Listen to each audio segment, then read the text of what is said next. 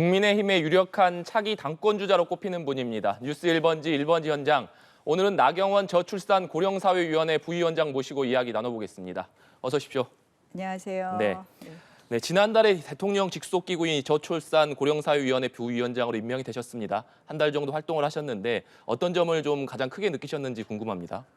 사실 저출산 문제는 어제 오늘의 문제가 아니잖아요. 참 그동안 이제 정부에서 돈도 많이 투입하고 예산도 많이 투입하고 정책도 많이 개발했는데 그럼에도 불구하고 우리나라 출산율은 정말 전 세계 꼴찌입니다. 실질적으로 많은 인구학자들이요. 지금 이 추세로 가면 저희가 2100년이 되면 5천만 인구 중에서 3천만 명이 없어진다고 합니다. 그래서 정말 위기이다. 그리고 지금 우리가 이제 마지막 기회 아닌가 이렇게 생각을 합니다. 근데 제가 활동을 해보니까 이게 그냥 저출산 고령사회위원회 정부에서만 해결한다고 해서 되는 문제가 아니라요. 저는 이 문제만큼은 정말 우리가 민관이 같이 또 여야가 함께 그리고 노소가 함께 해서 우리가 비상적인 각오로 바꿔야 될 것 같고요. 그 가운데는 역시 사회인식의 변화도 좀 필요하지 않나 이런 생각을 해봅니다. 네, 저출산 문제 상당히 심각한 문제라고 아니라고 할 수 없는데 말씀하신 대로 지금 앞선 정부에서도 계속해서 예산을 투입해 왔습니다만 저출산 기조가 쉽게 바뀌지 않고 있습니다. 아무래도 이 사회 환경이 애를 낳아서 키우기 어려운 환경이다. 이런 부분들을 결혼한 신혼부부들은 많이 좀 호소하고 있는데 이런 부분에 대한 어떤 방안들을 좀 고민하셨는지도 궁금합니다.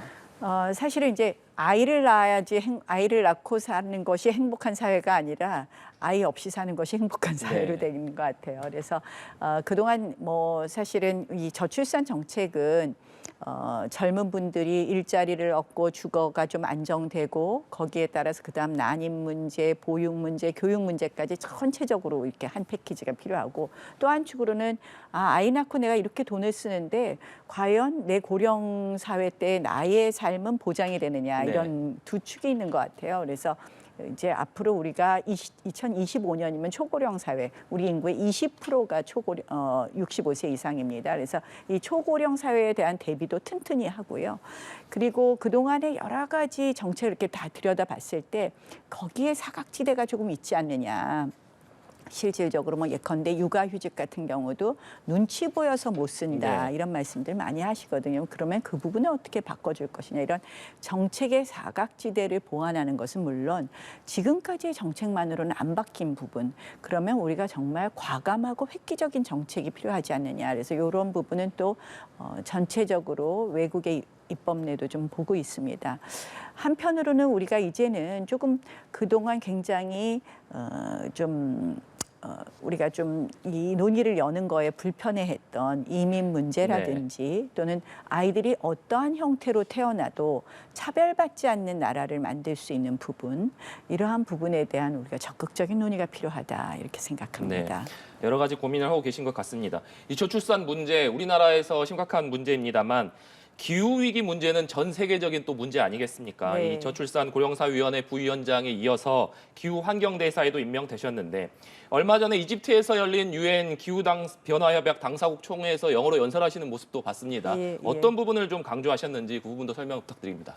이번에 이제 그 당사국 총회가 열리는데요. 정상회의 세션이 있습니다. 월요일, 화요일, 지난주 월요일, 화요일 정상회의 세션이었는데 그날 사실은 이제 110개국 정상이 참석하는데 저희 대통령께서 국내외 상황으로 인해서 참석하지 못하셨기 때문에 제가 이제 대통령 특사로 이번엔 참석하게 되었습니다. 그래서 이 연설의 기회를 정상이 아닌 분 중에서는 저하고 이제 중국의 시제네와 특사가 연설의 기회를 얻었는데요. 가장 중요한 것은 첫 번째로 대한민국은 어떻게 탄소 중립을 할 것이냐 그 의지, 실현 방안에 대한 대강을 알리는 것과 또 한 축으로는 역시 이제 국제사회에 있어서의 대한민국의 역할. 대한민국이 지금 이제 기후 선도국이라고는 할 수 없습니다. 그런데 부문별로 해운이라든지 산림 부분 같은 데서 좀 더 이니셔티브를 가지겠다 해서 부문별 이니셔티브에 저희가 적극 참여를 했고요. 또 한 축으로는 우리가 원조받던 나라에서 원조하는 나라로 바뀐 거의 유일한 나라 아니겠습니까? 네. 2차 세계대전 이후에 그러한 경험을 바탕으로 해서 기후위기에 대응이야말로 선진국과 개도국이 함께 해야 되는 것이기 때문에 개도국과 선진국에 우리가 가교 역할을 하겠다. 특히 이제 다행스러운 게 윤석열 정부 들어서면서 이 외교 기조를 글로벌 피버털 스테이트에서 글로벌 그 중추국가 역할을 하겠다 해서 국제사회에 있어서 좀 더 책임 있는 일원의 역할을 하겠다는 것을 강조하고 계십니다. 그래서 그린 ODA 확대라든지 이런 부분을 강조했습니다. 결국 대한민국의 정책 기조 또 국제사회가 어떻게 움직여야 되느냐에 있어서 선진국과 개도국이 함께 해야 된다는 점에서 좀 강조했다 이렇게 보시면 될 것 같습니다. 네, 잘 알겠습니다. 주제를 좀 넘겨보도록 하겠습니다. 이태원 참사 얘기 나누지 않을 수가 없을 것 같은데요. 참사 후에 직접 이태원을 찾아서 애도하신 걸로 알고 있습니다. 이 대한민국 도시 한복판에서 일어난 믿기지 않는 참사였는데 이번 참사를 보시면서 어떤 느낌이 드셨는지도 궁금합니다. 사실 뭐 대한민국 늘 이제 안전한 대한민국 이야기 했는데 과연 안전이 지켜진 것이냐. 사실 대한민국 사회가 참 어떻게 보면 안전에 대해서 불감증이 좀 있지 않나 이렇게 생각을 합니다. 뭐 재해재난으로부터의 안전, 안보로부터의 안전 이런 부분에 있어서 우리가 어느덧 조금 좀 너무 이것을 사소하게 생각한 것 아닌가 이런 생각을 하고요. 저는 또 저출산 고령사회 위원장이다 보니까 사실 또 그런 생각을 하게 되더라고요. 그 이제 사고가 나니까 바로 안전하지 않은 이 대한민국에서 어떻게 아이를 낳겠습니까? 뭐 이런 말씀도 쓰신 분들이 있으셔서 그런 부분 다시 생각하게 됐고요. 저는 뭐 늘 이렇게 사고가 나면 다시 한번 안전에 대해서 강조하고 우리가 시스템을 점검한다고 했는데 늘 또 제자리로 돌아가는 것 같은 걸 느낄 때가 많거든요. 그래서 이번에 이제 정부가 철저히 사고 원인을 규명하겠다 그렇게 해서 지금 수사가 진행이 되고 있는데요. 그래서 저는 이번에야말로 정말 우리가 원인을 잘 규명하고 그리고 앞으로 향후 정말 안전한 대한민국을 위한 시스템을 더 강화시켜야 되지 않을까 이런 생각해 봤습니다. 네. 안전한 시스템을 만드는 계기로 좀 만들어야 한다 이런 부분 강조해 주셨습니다. 정치권에서는 이태원 참사를 놓고 공방이 계속해서 이어지고 있습니다. 민주당에서는 특히나 이상민 행안부 장관의 책임론을 제기하면서 계속해서 경질해야 한다, 파면해야 한다 이렇게 요구하고 있는 상황입니다만 이상민 장관은 일단 맡은 바 소임을 다하겠다면서 이 같은 사퇴의 요구론을 일축하고 있는 상황이거든요. 이 상황은 좀 어떻게 보고 계십니까? 사실은 이제 이런 사고가 나면 물론 이제 뭐 책임질 분들도 계시고 또 이런 어떻게 보면 사고 수습이 되고 사고의 원인에 대해서 조사하고 나면 당연히 책임질 분들이 나오고 거기에 대해서는 책임을 져야 된다고 생각을 합니다. 근데 제가 이제 이번 사건 사고가 난 다음에 이렇게 진행이 되는 거 보면 민주당은 늘 이렇게 사건 사고에 대해서 대하는 태도가 늘 똑같지 않나 이런 생각을 좀 말씀을 드릴 수밖에 없습니다. 사실 이제 얼마 전에 그 희생당하신 분들의 명단 공개로 지금 시끄럽지 않습니까? 뭐 명단을 공개해야 된다고 가장 먼저 주장한 분은 이재명 당대표입니다. 결국 재난이나 이런 재해가 발생했을 때 이것을 좀 어떻게 수습하고 다시 한번 이러한 일이 안 일어나도록 뭐 시스템을 만드는 것보다는 일종의 재해 재난을 정치적으로 좀 이용하려고 한다든지 또는 추모나 추도의 분위기를 정치적으로 악용하려는 것 같은 느낌을 많이 받아요. 그래서 뭐 이상민 장관에 대한 책임에 대해서도 여러 가지 생각이 있지만 어쨌든 본인도 뭐 백지 사표를 냈다 이렇게 말씀을 하신 걸로 어제 뭐 이렇게 기사를 봤는데요. 좀 우리가 좀 원인도 규명하고 이런 좀 추도나 재난에 대해서 사건이 났을 때 이렇게 올라타서 이걸 어떻게 보면 정치적으로만 이용하려고 하는 거 이런 건 좀 지양해야 되지 않느냐. 뭐 지난주에도 촛불 집회를 했는데 도심에서 뭐 추도가 곧 윤석열 사태다. 뭐 이런 게 슬로건으로 붙었다고 하는데요. 정말 이러한 접근은 대한민국 발전에 도움이 안 되지 않나 이런 생각을 합니다. 네. 잠시 언급해 주셨지만 한 온라인 매체에서 이태원 참사 희생자들의 명단을 공개하면서 후폭풍이 거센 상황 아니겠습니까? 이 국민의힘에서는 민주당이 배후에 있는 것 아니냐 이런 일각의 목소리도 나오고 있는데 이번 명단 공개에 대해서는 좀 어떻게 생각을 하십니까? 저는 이건 명백히 그 희생자와 유족에 대한 명예를 훼손하는 것이고 인권을 침해하는 것이다 이렇게 봅니다. 그래서 일부 희생자의 경우에는 명단에서 희생자의 유족의 경우에는 명단에서 삭제해달라고 해서 네. 삭제되기도 했는데요. 사실 그들의 의사를 묻지 않고 이렇게 명단을 공개하는 것 자체가 어떻게 보면 아까 말씀드린 것처럼 재난을 정치화하는 것 아니냐 이렇게 보이는 것 같습니다. 그래서 좀 더 성숙한 사회로 가기 위해서는 이러한 부분도 이번 계기로 좀 달라져야 된다 이렇게 봅니다. 그래서 뭐 또 지금 뭐 텐트 치고 뭐 민주당이 이제 또 국회에서도 여러 가지 활동을 하시는데 결국은 좀 오히려 폭풍이 있지 않을까 이렇게 생각이 듭니다. 네.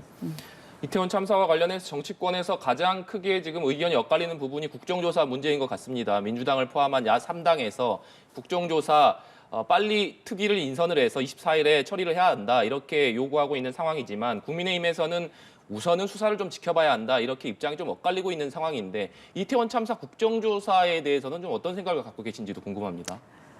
뭐 국회에 있으면 늘 국정조사 요구하게 되고 국정조사를 하자고 하는데 네. 사실 지금 경찰의 수사는 빠르게 이루어지고 있는 것 같아요. 심지어 뭐 행안부 장관도 피의자로 뭐 조사한다? 뭐 이렇게 제가 기사를 본 것 같기도 한데요.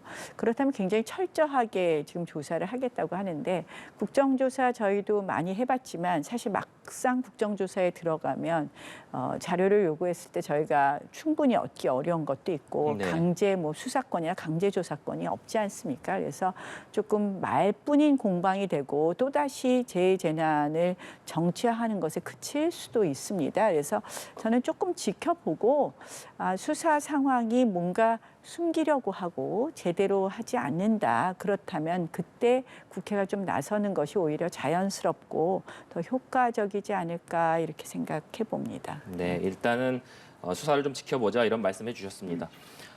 주제를 다시 바꿔서요. 제가 소개 발언에서도 말씀을 해드렸습니다만 국민의힘의 차기 당권 주자로 가장 유력하게 거론되는 분이다 보니까 가장 많은 관심이 출마 결심이 서섰느냐 이 부분일 것 같습니다. 이 부분에 대해서는 어떤 입장을 좀 가지고 계십니까? 자꾸 물어보시더라고요. 네, 뭐 지금 사실 저희 당 전당대회를 언제 할지 모릅니다. 네. 그리고 또 저한테 맡겨진 이 인구의 문제하고 기후 위기의 문제는 굉장히 중요한 문제고요. 제가 아까 이제 저출산 문제 지금 극복하지 않으면 우리 골든타임이 없다고 말씀드린 것은 지금 이제 1993년, 94년에 태어나신 분들이 부모가 될 수 있는 세대로 네. 진입하는데요. 저희가 한 2000년까지는 1년에 한 60만 명 태어났습니다.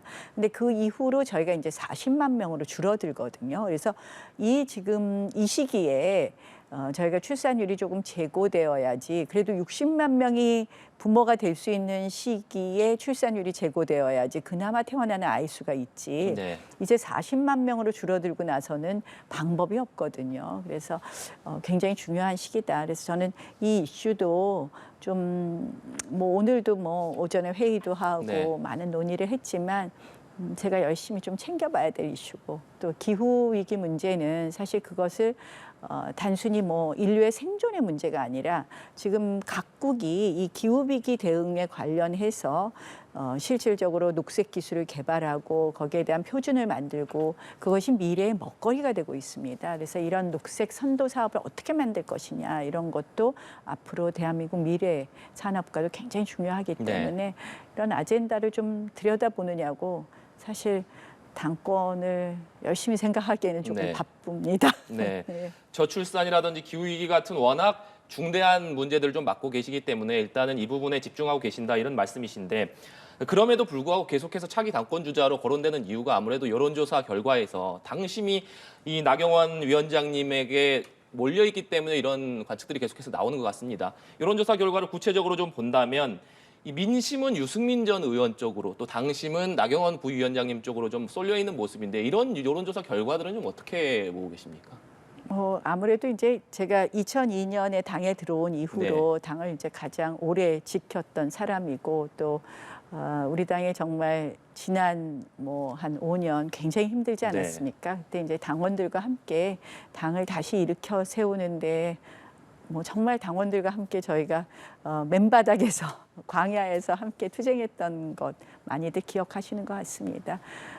근데 뭐 지금도 사실 정권은 교체됐지만 교체되지 않았다. 저는 늘 이렇게 얘기합니다. 사실상 뭐 여소야대가 아주 극심하게 이루어지고 또 모든 환경이 그렇게 녹록하지 않습니다. 그래서 저희가 좀 정권 교체를 원했던 국민들의 마음도 모으고 또 새 대통령이 출범하시면 결국 그 국정 철학이 잘 좀 펼쳐져서 국민들에게 이로운 정치가 이루어질 수 있도록 좀 저희가 적극적으로 지원해야 될 필요는 있다고 생각을 합니다. 그래서 그런 면에서 좀 그런 역할을 좀 할 수 있지 않을까 이런 생각들 하시는 거 아닐까 이런 생각입니다. 이렇다 보니까 벌써부터 당권 주자로 거론되는 분들의 견제가 계속해서 들어오고 있습니다. 제가 여러분들의 사이를 갈라놓기 위해서 드리는 질문은 아닙니다만 안철수 의원 같은 경우에는 지금 부위원님께서 워낙 중책을 맡고 있기 때문에 당권 출마가 어렵지 않겠느냐 이렇게 견제구를 날리기도 했는데 이 부분에 대해서는 어떤 생각을 좀 가지고 계십니까? 그럴 수도 있고요. 또 이러한 두 가지 이슈를 잘하기 위해서라도 이 당대표라는 자리에 있으면 더 잘할 수 있을 것 같기도 하고 그러네요. 어쨌든 지금 맡고 있는 자리는 다 비상근이라서요. 늘 이제 좀 더 제가 여러 가지 활동을 하기에는 좀 영역을 더 넓힐 수 있는 부분은 제가 더 좀 긍정적으로 생각을 하고 있고요. 앞으로 좀 더 지켜보시죠. 저도 좀 더 지켜보겠습니다. 워낙 이제 당권 주자들이 많으시니까요. 또 그분들이 열심히 또 하셔서 지금 이제 다 그러신 것 같아요. 이 야당 끌고 가려니까 때로는 저 야당의 이 발목 잡기에 대해서 단호하게 하고 또 때로는 야당과 좀 협력해서 지금 한 건도 우리가 해야 될 법안을 통과 못 시켰다는 거거든요. 법안도 통과시키고 해야 되니 좀 그 두 가지 리더십이 다 필요하지 않나 이런 요구들이신 것 같고요. 그래서 조금 지켜보고 좀 지켜보겠습니다. 알겠습니다. 여기까지 듣도록 하겠습니다. 지금까지 나경원 저출산 고령사회위원회 부위원장과 함께 얘기 나눠봤습니다. 오늘 말씀 감사합니다.